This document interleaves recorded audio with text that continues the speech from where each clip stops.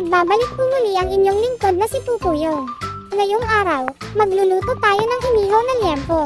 Samahan niyo po kami ulit. Habang pinapakain ni Kuya ang kanilang mga alaga, si Ate Jam naman ay magmamarinate ng iihawing liempo. May power interruption kasi ngayong araw dito sa amin, kaya dito muna sila sa Sorong maghapon. Mas okay dito kasi kahit walang kuryente ay presko pa rin. Nitong mga nagdaang araw, sobrang init talaga, kaya kung walang kuryente, talagang mahirap magstay sa loob ng bahay. Dahil buwan na ng Mayo, napapadalas na rin ang clearing sa mga linya ng kuryente. Halos patapos na rin kasi ang summer at papasok na tayo sa mga buwan ng tag-ulan. Pero ayon sa mga balita sa TV, medyo mas tatagal daw ngayon ang tag-init.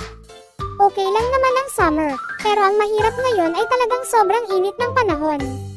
Dito sa amin, parang normal na lang ang temperaturang 40 degrees Celsius. Umabot na rin kasi ito ng 45 noong mga nakaraang araw.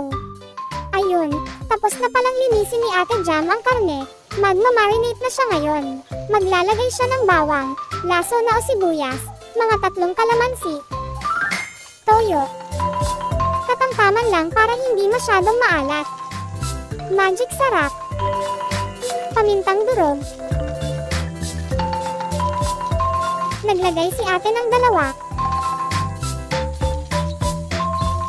Asukal, saka ito hahaluin.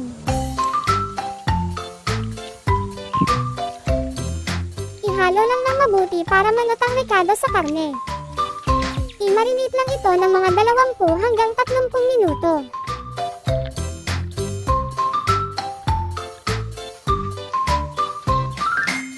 Habang minamarinate ang karne, magluluto muna si ate ng kanin.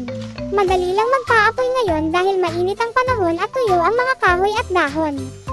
Sikat ngayon ang Diwata Pares Overload, kaya sana ay pares ang lulutuin ni ate. Kaso, ang naabutan nilang karne sa bayan ay karne ng kalabaw. Shoutout pala kay ate sa farmer's market. Sabi niya karne ng baka iyon, teknik niya para may benta niya. Isa pa sa pinagpipilian na iluto kanina ay labong. Kaso tanghali na sila nakauwi galing bayan kaya hindi na nakakuha si kuya. Iyong pares overload ni ate naging liempo underload na lang. Noong nakaraan pala, naglechon belly ulit sila dito. Nag-order kasi ang tiyahin ni Ate Jam sa Karatig Barangay. Hindi na kami nakapag-video dahil biglaan ang order. Sa mga hindi pa po pala nakasubscribe sa aming channel, malaking tulong po sa amin kung kayo ay mag-subscribe at pindutin na rin po ang notification bell para lagi po kayong updated kung may bago kaming i-upload na video. At kung gusto nyo pa pong makatulong, malaking pasasalamat po namin kung i-share nyo po mismo ang video sa ibang mga social media platforms. Maraming salamat po. At ayun na nga, na-marinate na ang ating liempo. Ihahanda na ni ate ang pag-iihawan. Ito ang balot ng mais. Magandang gamitin ito sa pagpapaapoy o pagpapabaga ng uling, lalo na ngayon at talagang tuyong-tuyo ang mga ito.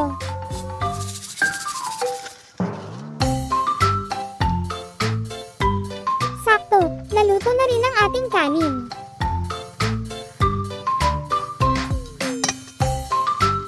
Kukunin na lang ang ilang baga dito at ililipat sa pag-iihawan natin.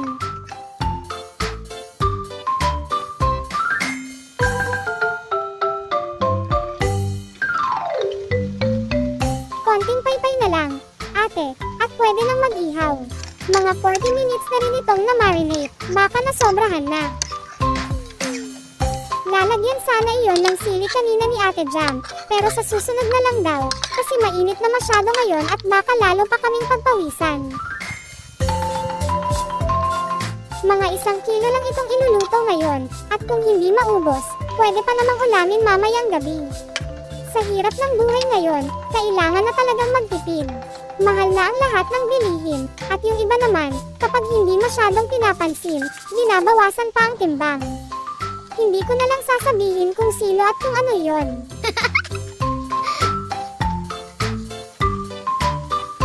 Diyan sa pinag-iihawan ni ate, siguro maganda rin mag-ihaw ng manok dyan. Iyon bang parang binibenta sa inasal. Masuggest nga iyon next time yung inasal naman ni Ate Jam ang inuluto dito sa Sorong. Ewan ko lang pala kung pwedeng gawing inasal na luto ang native na manok. Siguro matigas iyon kapag naihaw. Mukhang kulang ang nailagay mong uling. Ate, siguro dagdagan mo muna. Ayan, tamang-tama na iyan. Noong nakaraang nag-video kami dito, wala pa itong ihawan na ginawa ni Kuya. Ngayon lang natin ito magagamit. Kung gusto niyo po palang bumili ng mga dried goods or frozen foods, pwede niyo pong bisitahin ang kanilang Facebook page, ang Jamie's Market. Nasa description po ng video ang link. At sa mga interesado naman po palang mag-alaga ng 45 days na manok, at gustong makisabay sa tuwing bibili sila ng sisiw, mag-message na lang po kayo sa kanilang Facebook page. Sa ngayon po pala, within Narvacan area pa lang ang pwede nilang i-accommodate. Maraming salamat po.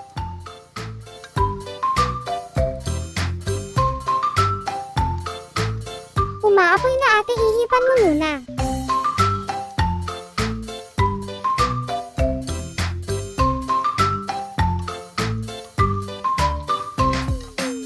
Itong binigay na damo ni Kuya kanina malapit na rin maubos nitong mag-ina.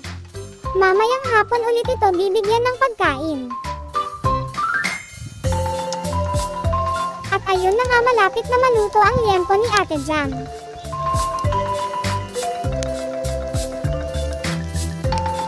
Wow!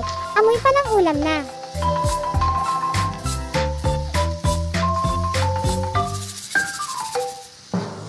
Ayun, luto na nga po ang ating ulam na liempo.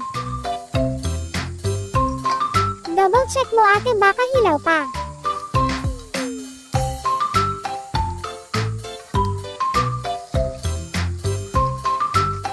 Nag-ihaw na rin pala si Ate Jam ng okra kanina, hindi natin napansin.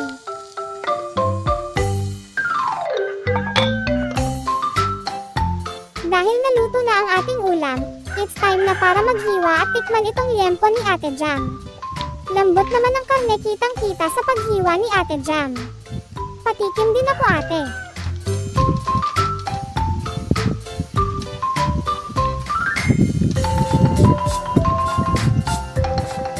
Yimas.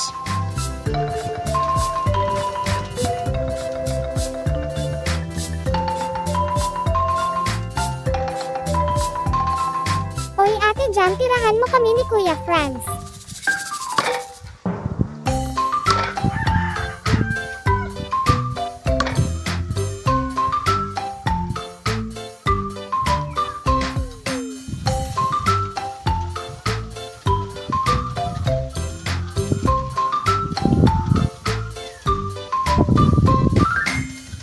Gagawa na muna ng sausawan at after nun kakain na tayo.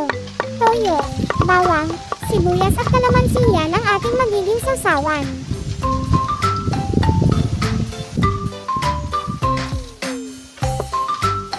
Siguro hanggang dito na lang po ulit kami dahil kakain na. Salamat po ulit sa panonood. Sa mga hindi pa po nakasubscribe, baka naman po pwedeng pa-subscribe na rin. Hanggang sa muli po, ang inyong lingkod, Pungkuyo.